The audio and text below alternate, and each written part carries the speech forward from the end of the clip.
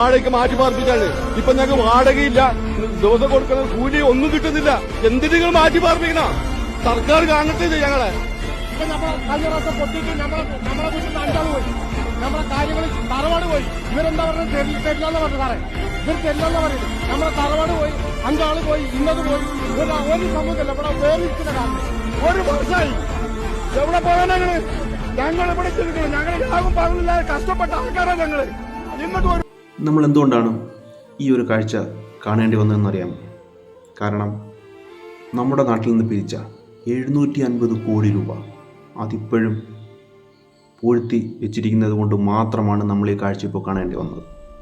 കാരണം എല്ലാം നഷ്ടപ്പെട്ട ഉറ്റവരും ഉടയവരും എല്ലാം നഷ്ടപ്പെട്ട ഒരുപാട് ആൾക്കാർ ഇപ്പോഴും അവിടെ ജീവിക്കുന്നുണ്ട്.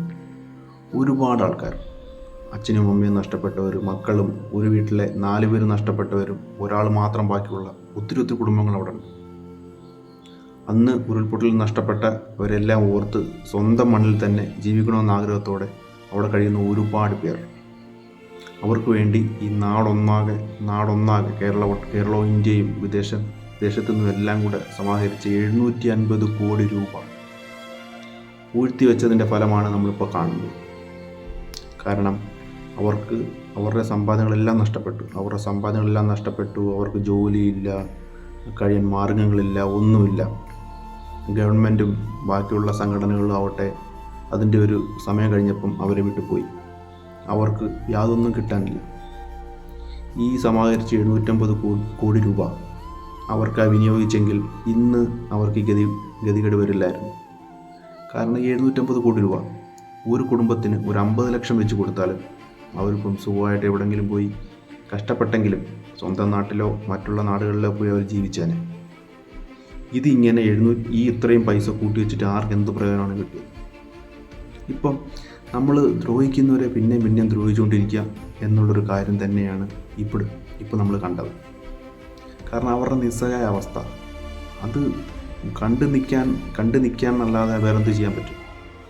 എന്നെയും നിങ്ങളെയും പോലെ ആൾക്കാർ കഷ്ടപ്പെട്ട് കൊടുത്ത പൈസ പൂഴ്ത്തി വെച്ചതിൻ്റെ ഫലമാണ് നമ്മളിപ്പം കാണുന്നതും അവിടെ അനുഭവിക്കുന്നതും.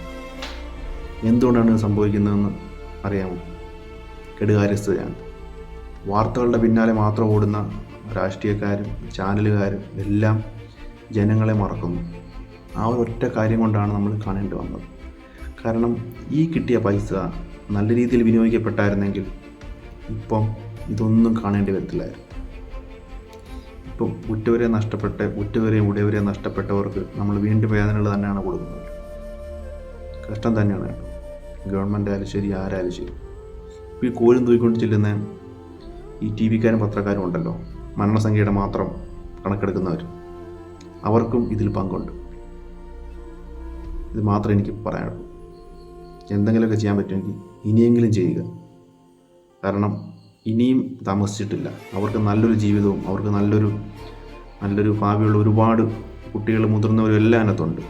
അവരെയൊക്കെ സഹായിക്കുക. ഇനിയെങ്കിലും സഹായിക്കുക. അവർക്ക് നല്ലൊരു വീടോ ജോലിയോ ഒക്കെ ഏർപ്പാടായി കൊടുത്ത് നല്ലൊരു രീതിയിലേക്ക് അവരെ കൊണ്ടുവരാൻ ശ്രമിക്കുക. അല്ലെങ്കിൽ അവരോട് നരയിക്കുക. കാരണം ജോലിയില്ല, വീട് വാടകയ്ക്ക് എടുത്ത് വാടക കൊടുക്കാൻ പോലും അവരുടെ കാശില്ല. അന്നന്ന് ജോലി ചെയ്യാൻ പോലുള്ള കഴിവും മാനസികാവസ്ഥയിലല്ല അവരുള്ളത്. അവരെ ഒഴിവാക്കി എത്ര നാൾ നമുക്ക് ഒഴിവാക്കാൻ പറ്റും? കാരണം എല്ലാം നഷ്ടപ്പെട്ടവരവർ. ഇതിനപ്പുറം എനിക്കൊന്നും പറയാനില്ല. ഇനിയെങ്കിലും വീണ്ടും ഉരുൾപൊട്ടിയെന്നാണ് കേട്ടത്. കഷ്ടമാണ്.